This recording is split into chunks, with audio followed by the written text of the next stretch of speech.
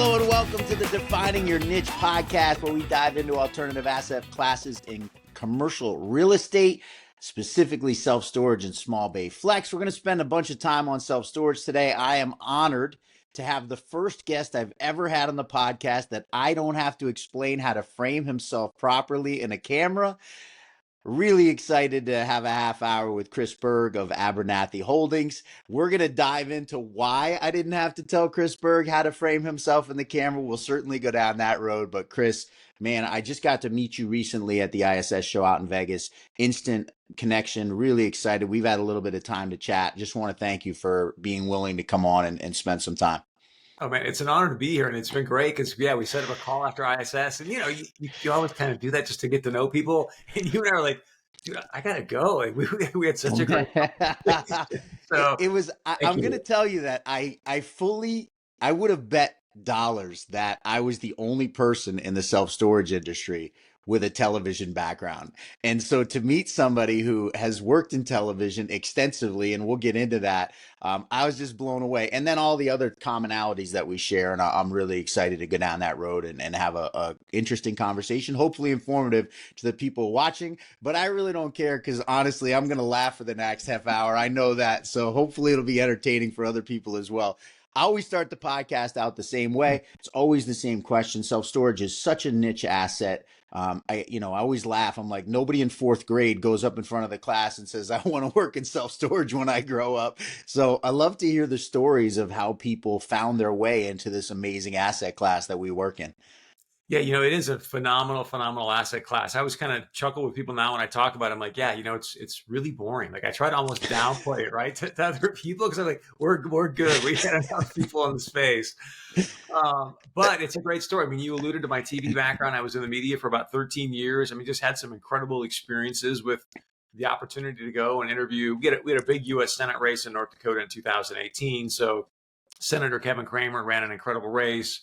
Became really close with President Donald Trump in that time. And so President Trump came to the state a couple of times, had a chance to go to the White House, so interviewed the President of the United States 3 times, which was absolutely, an epic opportunity. And it was just, you've got that background. You get these incredible doors that just open up to you. And yet it just came a point where I was like, you know what, every 9 months, there's another school shooting. Every 9 months, there's another debt ceiling. And you just feel like, okay, what are we doing? Like nobody's solving any problems here. And you just feel like you're banging your head against the wall. So I really got into prayer and knew that there was another door that was about to open for me and wanted to get more into real estate and finance. And believe it or not, there was a gentleman from this little tiny town in North Dakota. He ended up being the biggest private hotel developer like in the country for a while, sold his first portfolio for around $1 billion to Goldman Sachs, which is another great story if you want to get into that. Anyways, he's a huge sports guy. And so he and I befriended each other. I ended up playing football collegiately, so we became close. And I just said, hey, I want to learn about real estate and finance. So we'd go out for breakfast and lunch and do the mentoring stuff. And then one day he's like, hey, he started getting into self-storage. And he, like many people, saw the returns after being in the hotel. He's like, oh, this is a pretty good asset class. So he's like, I want to do more of this. And he's like, hey, we're looking for a guy to do our land acquisition out in California. What do you think? And I'd just gone through a divorce. My ex-wife and daughter moved out here. And so it just was sort of an answered prayer to reconnect there, get into more real estate and finance. And now I've been going at it for the past, 25 months or so. Love it. Maybe a little bit more than that. But getting some deals done and just really enjoying the space and the asset class.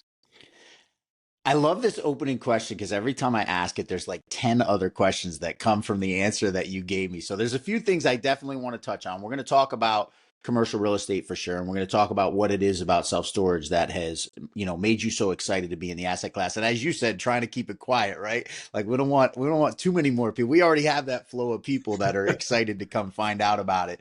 I'm going to start out with sports. I want to talk about this. And you know a little bit about me. I spent most of my adult life teaching martial arts. I was a competitive track and cross country guy going into college and, was a professional kickboxer as an adult. You were the Gatorade Football Player of the Year in Fargo in the state of North Dakota your senior year of high school, and got a scholarship to go out to Stanford, which is, not a small, maybe not quite as significant when you went there as they are now, but listen, an amazing Division I Pac-10 football program, that you played at the highest level of college sports. Talk to me a little bit about the role of sports in your life, and maybe that how that has translated as you've grown on and had the success you've had in your professional career. I mean, let's just dive right into how it applies to self-storage, right? I think what's been really fascinating to me, because you don't know what you don't know, but as I'm going and looking to underwrite sites, it is incredible to me how it is like putting together an offensive game plan, right? I mean, Yep. I can't get over how, okay, I know these guys are going to run cover three and cover two on, third and long or whatever, right?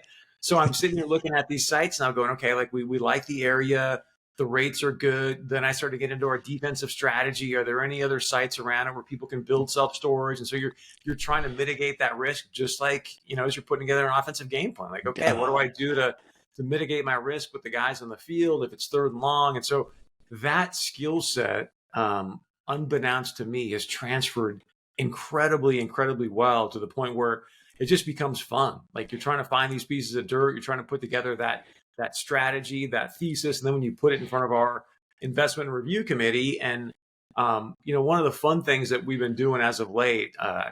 So there's a great story about a gentleman that started Blackstone, and he didn't do really well like in a second deal. So now every time they get in front of the investment review committee, Stephen Schwartzman, he makes everybody present it by saying, okay, why wouldn't we do this deal? Like, let's start with what's wrong with it, and then we can go Yeah. about what's great about it. And so it's been really strong for us to look at deals through that lens and take a much more defensive strategy, if you will. Super important today in the environment that's going on in the self storage world. Again, I like to save the storage stuff for later. I like to get to know somebody early on in the podcast. I want to dig into this a little bit because you said something I thought is phenomenal, and I never really thought about it in regards to sports, but I always describe the search for raw land to people as an art defined by science, right? Like we're using scientific metrics that we want to follow, but at the end of the day, there's a lot of art to it. It's not always a calculus equation, right? Yeah, we know we want a certain population, we want certain median income, we want certain rates in the market, we want certain saturation, we want to protect ourselves from future development that we might see coming in. But man, there's a lot of gut. There's a lot of like, man, I just think this is the right place to go. And so I'm interested to kind of get your feeling on that as someone, listen, you played quarterback at the highest level of football collegiately. How much of that is similar to what it was like going out on the field? And yeah, you have a game plan, but you snap the ball and 11 guys start coming after you. And the calculus isn't always what plays out. It's such a great question because as you're asking me that, I'm thinking about how many times I would walk up to the line. And, again, I think you can appreciate this. It's preparation meets opportunity, right? So you prepare, you're going through the reps, doing the reps, doing the reps. But I can't tell you how many times I'd walk up to the line and you could just look in the safety's eyes and hey, they're coming. Like it was just that gut feeling thing that you could see, you could sense. Obviously, Yeah. guys are lined up a little bit differently, but even when they wouldn't show it, you could just get that sense like, oh man, I got to check to something else here to throw a touchdown pass. And it's very similar. And again, I can't say we've got enough reps to do that every time really well, but prime example, we had a site in a particular area in the San Jacinto area that all the numbers look great. Dirt was, not that expensive. I mean, just everything sort of lined up on an Excel spreadsheet. We went out to go look at the site and we're like, no, this isn't it. This isn't it. Like it Yeah. was just that gut, like we're not going to do this deal. And it was tough to walk away, but we ended up walking away from it.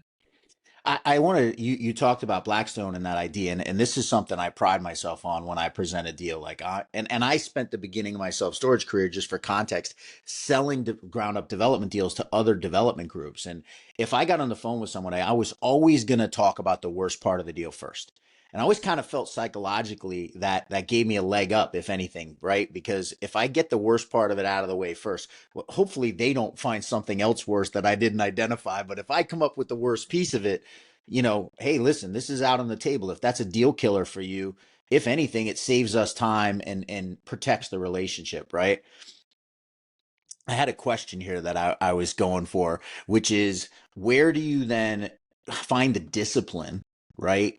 To stick to those decisions. Because listen, we make money by doing deals. We don't make money by not doing deals. So how do you find the discipline to stand by those hard decisions when it's like, hey, my gut's telling me this is wrong. My wallet might be telling me that, look, we make our, as I said, we don't get paid if we're not building stuff. How do you find the discipline to keep that, keep those decisions? I go back to, we've got a great CEO in Andrew Abernathy. He's very disciplined. He studied Buffett, almost his entire life. So he understands, hey, slow money, patient money wins. I think that's Yeah. something that Buffett always talks about. And then obviously our JV partner I mentioned about with the hotel developer, when you've got a guy that's built, dude, he averaged, get this is an incredible stat to give you kind of some context. For 40 years, Thaddeus, he averaged one new hotel every month. If you took his whole, yeah, I mean, it's just, so when you think about those kind of reps, you go back to the Yeah. reps, right? Like that, Yep. like he can look at a piece of dirt, he can look at an Excel doc and a profile and be like, yeah, and like that kind of mentorship is priceless. I was going to ask that. I've been very lucky to have some amazing mentors in self storage, and we had a knock in the head last week. We had our first site plan planning board meeting, and they denied our use by right site plan, which is the fun of local elected officials. But that being said, I was lucky enough on that site to have a guy with 25 years experience come and visit it in person with me. Mhm. And like how powerful to have those mentors that, because look, we don't know, you don't know what you don't know. I'm sure you experienced that going from South Fargo High School to Stanford and the level change. I certainly did it when I was fighting professionally versus fighting amateur.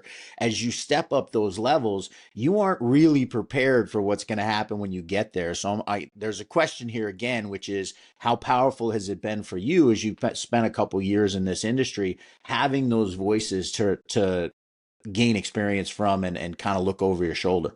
Yeah, our entire team has been fantastic. The president of our development, Nate Meadows, has been around storage for 15 years. He sold some assets. So again, he sees things, as probably you mentioned just a moment ago with a gentleman with 25 years. It was like me playing quarterback. I would just see things in a defense that if you've never watched game film, you just wouldn't see, right? So we've got a Yeah. great team of people that see things differently, see things that I may not see. I'll come with my thesis. Hey, this is why I really like this site, and I'll start poking holes in it. Like, okay, that's a fair assessment. Now, fortunately, because we're getting a lot more reps in, I'm starting to see those things as well. But I think this is the thing I love about this space is it's lifelong. I mean, your dirt's never going away. You can always go look and find another piece of dirt to build on. So those are the Yep. kind of things we hope the game film, if you will, starts to pay dividends over time. Tell me about your attraction to self storage as you've gotten into this industry. I could see the gleam in your eye. We were talking about it earlier, and just the attraction of the asset. But give me a few things that about this asset class that have really made it so attractive to you as you've gotten into the industry. I think one is just the people in the industry. It always amazes me when you go to events and whatnot. And this may be kind of a backwards way of going into your question, but I've Nope. been around the people in the industry, and so you get around them, and you're like, man, everyone here is just, you're fighting for dirt. It's a war. Let's be honest. But yet there's this kind of cordial fight about it, where it's like, okay, man, it's like football or a boxing match. You go in, you fight, you take your best shot. But I got a black eye, you got one. Let's go have a beer, And so that I think is great. And just there's a lot of humility in the industry. I mean, there's people that you go to some of these events and I think a person off the street might be like, man, this person doesn't have two nickels strung together, and they probably got seven-figure cash sitting in their pocket, right? Not yeah, right in their pocket, let alone the nine No, figures in their bank literally, account. hey, dude, those Yeah. my room. And so I think that's been a real blessing. And then, of course, it's one of the few asset class where the laws are actually in favor of the landlord, right? I mean, you look at Yeah. multifamily, all these different asset classes where people can just stay there for prolonged periods of time. It's hard to remove them here. Hey, 30 days, we're going to auction off your stuff. We're going to open this thing back up to somebody else shortly thereafter. I think that's been really powerful. Yeah. And just the fact that it's pretty steady. I mean, I think most people would agree in the next 18 to 24 months, the economy is going to be different. But yet this Yeah. asset class is probably going to ride that fairly, I hate to say well, when I think there's going to be more unemployment in 18 to 24 months. But that's part of what this asset class is about. People are going to be moving, doing different things. And this asset class will perform pretty well. All right, two things I want to ask you about here. You talked about the friendly competition, and I want to go down that road with you because it's something I really wanted to touch on. And then the second thing I wanted to talk to you about was just diving in a little bit more to you talked about how the laws are in protection, and obviously we had SB 706 recently. You were way on top of that, and I appreciated that greatly. So I'm going to start with the competition.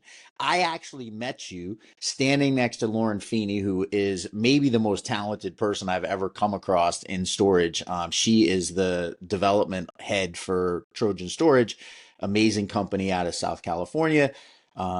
You guys had a site that you had in your sites and you were looking at, and it happened that Trojan was developing a deal across the street, and you guys pulled out of that.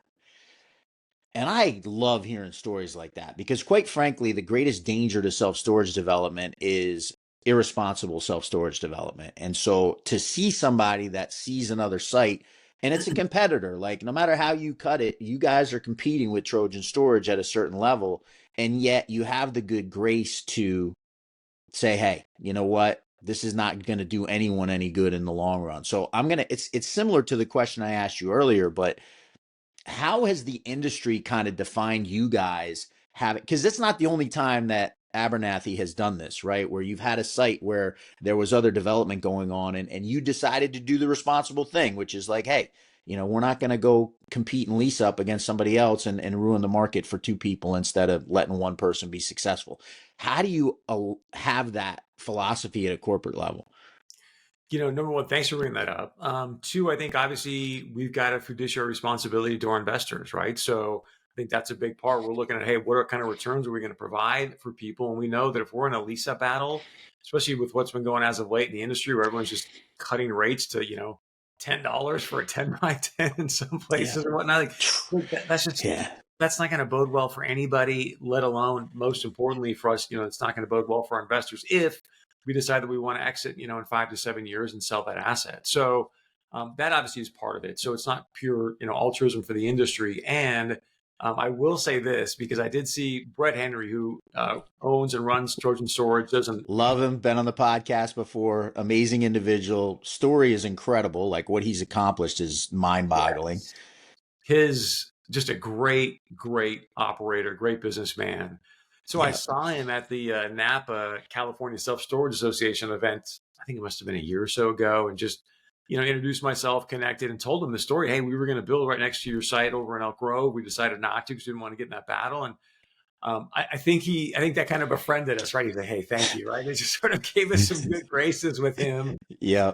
But it goes back to this community. It's a small community. There's no sense trying to get in a battle with somebody where, hey, just get better at finding another piece of dirt and then let's go build a better asset. All right, I promised to come back to SB 706, right? So we'll talk about that because we could talk. I kind of cut that off quickly. We could talk about the people in this industry forever. And for anybody who's a longtime listener of the podcast, it's literally discussed in every single episode that we have with people that come out of storage. I don't know about you, and maybe I'll ask this question before I come back to SB 706. I've worked in a lot of industries in my life. Never, ever, ever have I been even remotely surrounded by the overwhelming majority of the people in storage who are just so willing to help, even when there's nothing in it for them, which to this day blows my mind. I'm wondering if you've had an experience similar to that in your life where there was something else you ever did that had the type of people in it that you've been exposed to in storage. I want to know because if I ever have to go do something else, I want to know where I might be able to go. I can't think of anything particular, especially within a particular industry. I mean, I think within sales and whatnot, you can always meet good people that are willing to help you out and support. So I think that's something where I would reach out to different people. I used to travel with Tony Robbins and just ask a lot of questions of great top performers and things like that. So people were great there as well. I just think there's something about the self-storage community because it's not that big, right? I mean, even if you look right now at institutional money, like it's definitely part of institutional portfolios, but it's maybe 3-5%, right? So, I mean, it's growing, but my point is it's on the map, but it's just not, it's not like office or things like that, right? It's still, you still have those original players. I always go back to Mike Burnham, who have been here for 50 years. who, for whatever reason, man, they set an unbelievable precedent early on in this industry of cooperation and collaboration, and has stood 50 years. You know, I think the original Mike Burnham was at the first SSA event in the 1970s. So, you know, it's incredible to see. And I talked about this with him when he was on the podcast, and he's like, you know, 50 years ago, we had to work together. We didn't have a choice because you couldn't get a bank to give you a loan on the asset class because they had no idea what they were looking at. And listen, that's not what it's like now.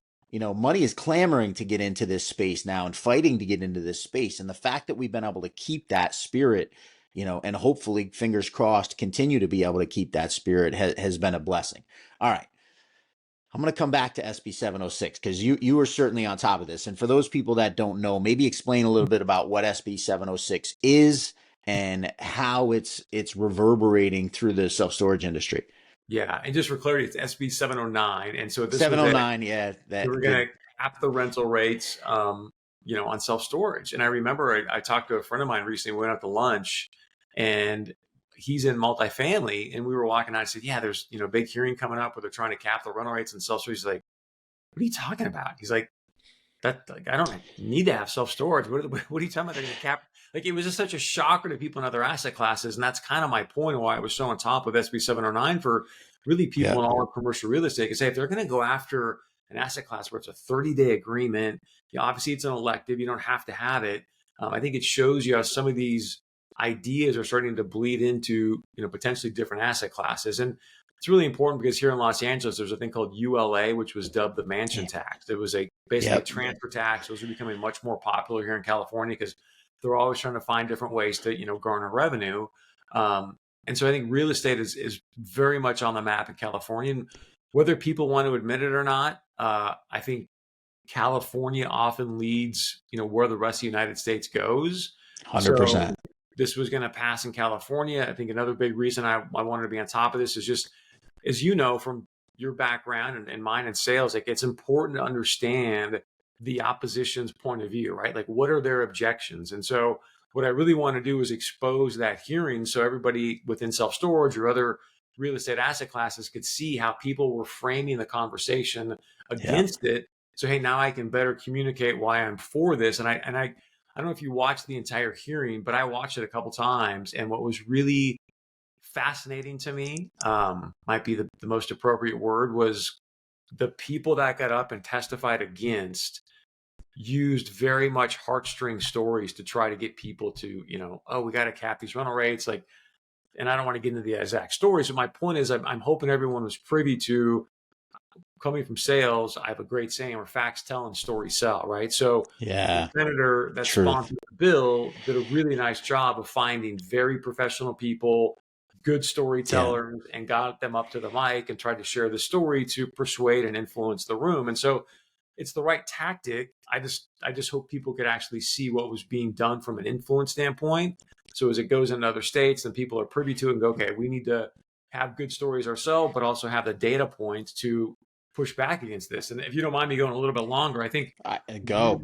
want to I want to acknowledge. share one thing while you say that. I was fascinated by the fact that the people who were in support of the bill were using the terminology that we use in storage, specifically ECRI, existing customer rate increases, in a way that really, like, when you listen to the hearing, was like, man, if you're listening to that from the other side, we need to be careful of how we portray what it is we're doing in our industry, because as you said, stories sell, right? And the story, when you hear it in that framework, does not sound good on our behalf as an industry, quite frankly. That was my take on it. Maybe somebody else disagrees, but it lent itself to people getting behind the push to cap rates. Because when you say, hey, listen, we're going to have a policy, we're going to get people in the door and we're going to do existing customer rate increases to push their rates up, and that's a stated policy, it's very easy to understand why somebody would come out and be like, well, that's kind of shady.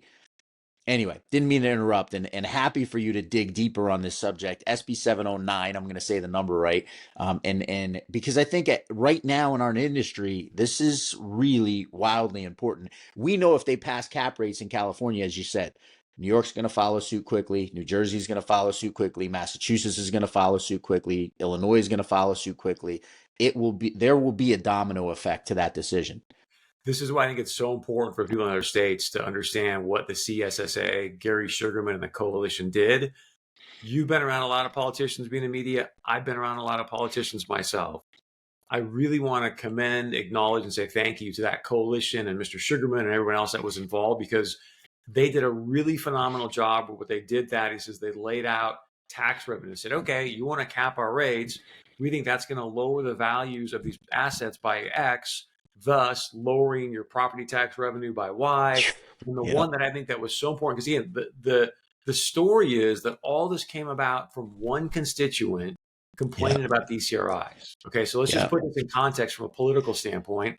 One constituent is not going to get you typically voted if you're going to go fight for a situation, right? For one constituent, that's not going to be the difference of you getting reelected or not.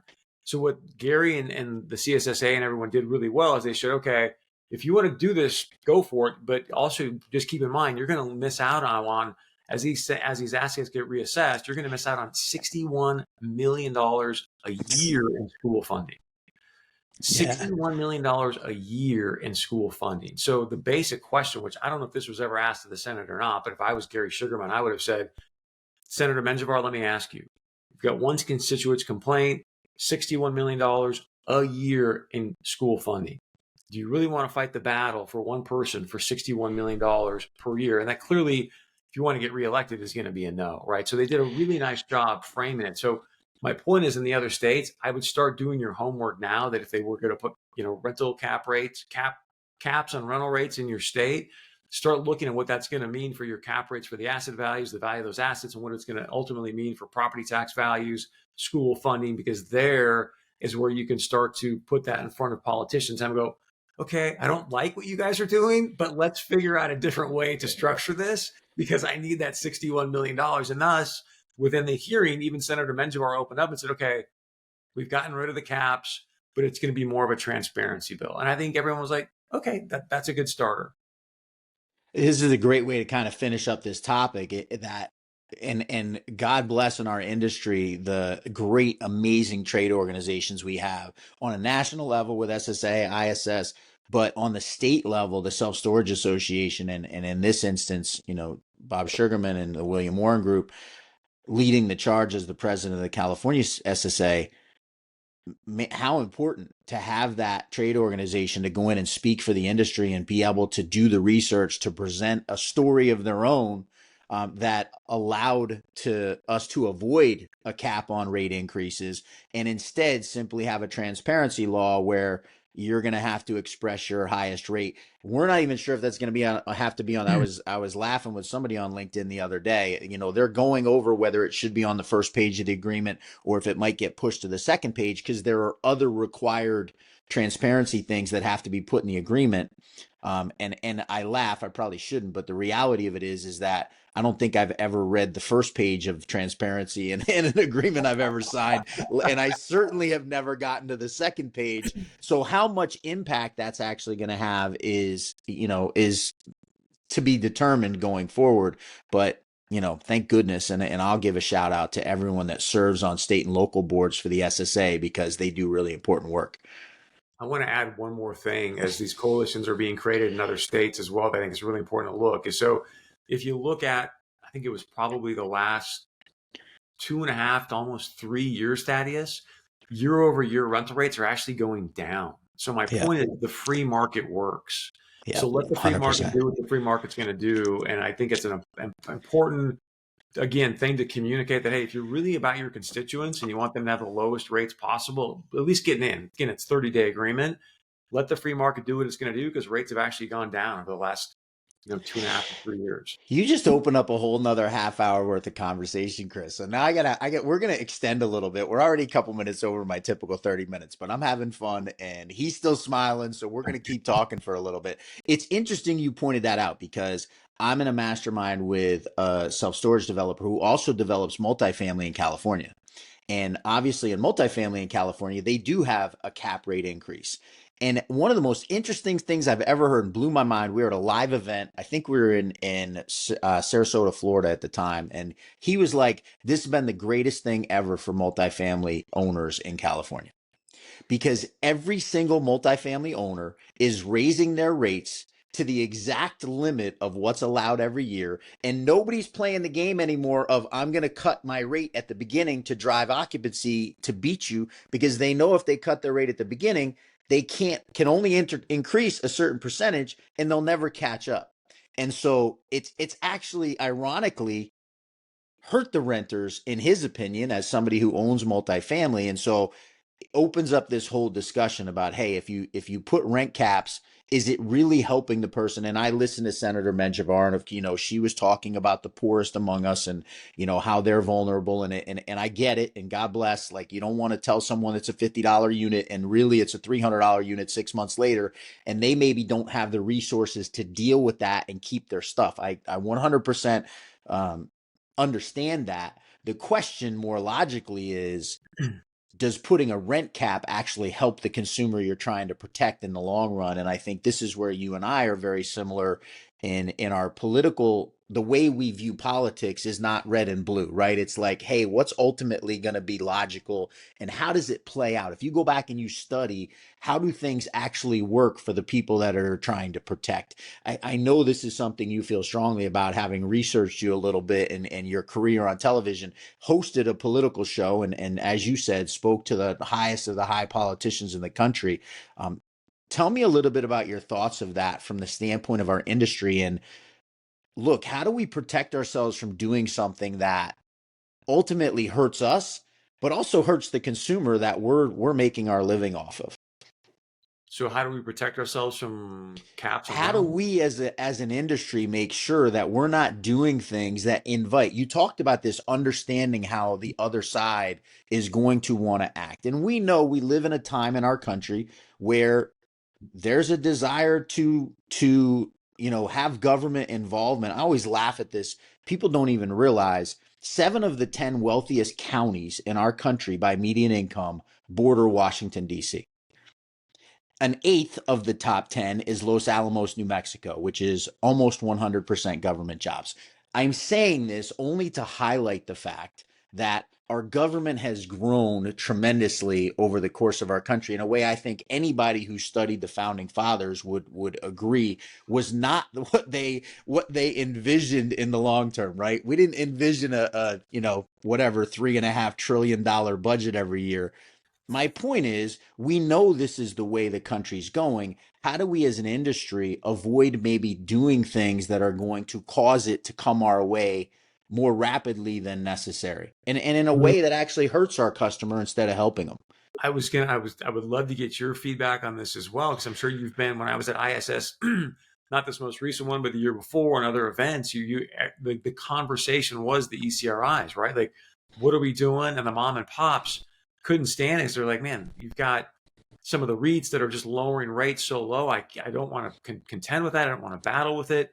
And I know a big part of the conversation, at least the groups I was in, I'm curious if you had the same thing. They're like, man, we got to cut on these ECRIs. Otherwise, we're going to end up in every state capital. And that the last place that I want self-storage to be is in state capitals. And so um, I think it's still with the REITs, like, okay, is this the best thing for revenue year over year or not? Right now, I think the numbers bear that out to be true for them. I don't know if it would be. Jason Coonan of Bluebird Self Storage would tell you that that's he dies on the sword of like, no, this their projections are not showing it's financially a good model.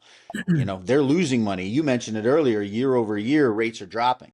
Go ahead. They may be, but from a customer acquisition standpoint, right? Like, I think they would rather have Yeah. something than nothing. So Yeah. I think that's where they're like, hey, let's just get somebody in here, even if it's, again, $10. Yeah. So you're correct. I think revenue long term, year over year, probably not going to bode well.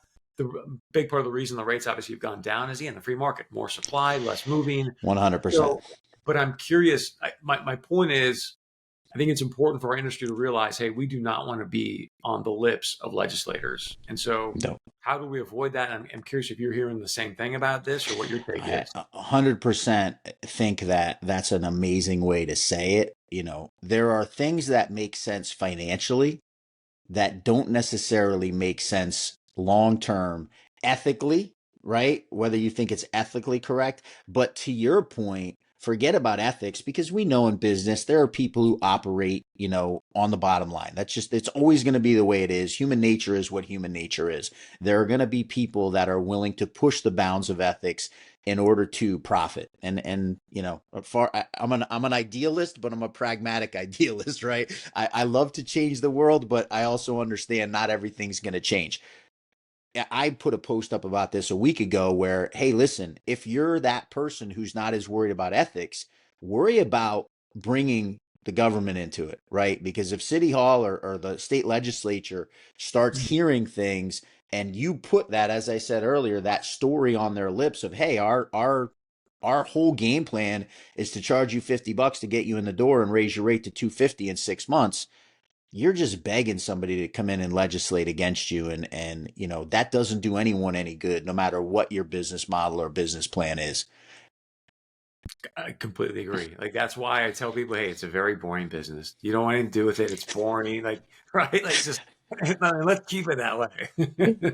Listen, this last half hour, almost 40, dude, we're almost 40 minutes. You are now It's you and officially I, man. We're just you're the longest interview in the history of the Defining Your Niche podcast, man. You've just surpassed my longest ever. Listen, we're going to make this something that we do on a regular basis. I don't think there's any doubt good. about that. It's too much fun hanging out, and I think too much to share. And quite frankly, not a ton of people doing it in our industry at a big level. And so hopefully we can get a meeting of the minds and figure out how we can make this happen a little more regularly. But Chris, I'll go back to what I said at the beginning. So happy that Lauren Feeney introduced us. Excited to have you as a friend, somebody I consider a friend in my life, and looking forward to going, deeper on this journey in self storage with you, and looking forward to having you back on the podcast if it's not a different incarnation and we aren't doing something together. Hey, man, this has been a great conversation. Again, 40 minutes just like that. So thank you for making it fun and easy. Listen, if somebody wants to do something for Chris Berg, looking for land in California, what's the best way to get a hold of you? What is it you're looking for? How can somebody out there that has a piece of land get a hold of Chris Berg and put it in front of them? Thank you, man. A couple easy ways. Number one, just go on LinkedIn, look up Chris Berg. You'll see me, and obviously join me there. You can message me there, Twitter, but also just email me. CB, this is going to be a little bit long, but I'll give it to you. CB at It'll be Abernathy. written out over the bottom. We got Thank you. graphics on this show. We're All high right. performance here. CB at AbernathyHoldingCo.com. And yeah, if you've got some dirt in California that you want to sell, send it to me. We'll take a look at it and see if we can't put a deal together with you. I'm looking for dirt in every state not known as California. So if you have the same thing, you guys know how to get a hold of me. Send it my way. Chris Berg, man, what an absolute pleasure. I've been looking forward to this ever since we first talked, and it went just as much fun as I figured it was going to. Awesome insight. Love the intelligence level, but more importantly, the wisdom to take that information and form an opinion on things. And really looking forward to working in this industry with you going forward. That is it for this edition of the Defining Your Niche podcast. I want to thank my friends at PropRise for sponsoring the show as always, and we will be back next week. Thanks, everyone. If you got anything of value, hit the like button, hit the subscribe button, give us a comment, let us know how you think we're doing. And I am always on the lookout for people you think might be great future guests, so don't be afraid to make suggestions. We'll see you guys next week.